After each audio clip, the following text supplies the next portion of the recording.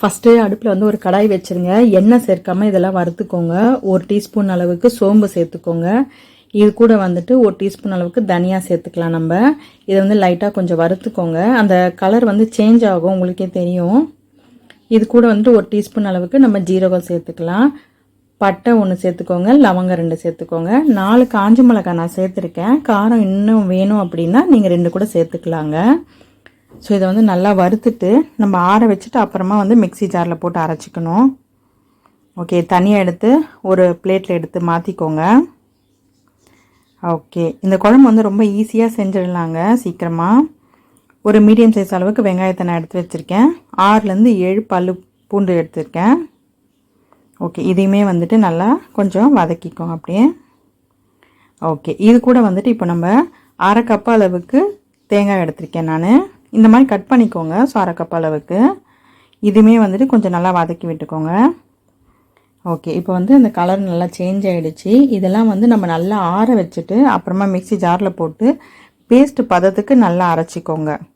தண்ணி விட்டு நல்லா பேஸ்ட்டு பதத்துக்கு அரைச்சிக்கோங்க. இது வந்து சூடான சாப்பாடில் இந்த குழம்பு ஊற்றி சாப்பிட்டீங்க அப்படின்னா ரொம்ப சூப்பராக இருக்குங்க. ஓகே, அதுக்குள்ளே வந்து நம்ம தாளிச்சிக்கலாம். கடாயில் எண்ணெய் ஆட் பண்ணிக்கோங்க. இது கூட வந்து கொஞ்சமாக கடுகு சேர்த்துக்கோங்க. கடுகு வந்து நல்லா பொரிஞ்சிட்டே வருது பாருங்கள்.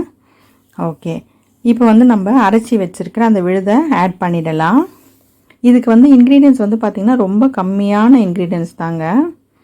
இந்த பேஸ்ட்டை வந்து நம்ம ஆட் பண்ணிட்டோம். இப்போது இது கூட வந்து தண்ணி சேர்த்துக்கோங்க. மஞ்சத்தூள் தேவையான அளவுக்கு, உப்புமே தேவையான அளவுக்கு சேர்த்துக்கோங்க.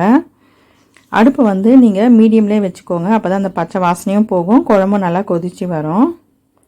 இங்கே பாருங்கள், நல்லா கலந்து விட்டுறேன் நான். நல்லா அந்த பச்சை வாசனைலாம் போயிட்டு சூப்பரான மணமாக இருக்குது.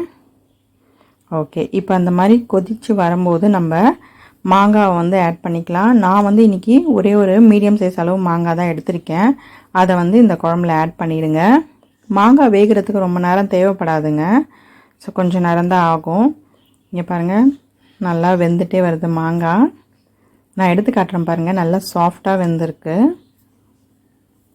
ஓகே, பாருங்க நல்லா அப்படியே ரொம்ப சாஃப்டாக இருக்குது பாருங்கள். ஓகேங்க, சூப்பராக ரெடி ஆயிடுச்சு நல்லா. இதுக்கு வந்து பார்த்திங்கன்னா நீங்கள் வெறும் அப்பளம் வச்சு சாப்பிட்டாலே ரொம்ப ருசியாக இருக்குங்க. ஓகே, நல்லா சூப்பராக ரெடி ஆயிடுச்சு. சூப்பரான மாங்காய் குழம்பு ரெடி.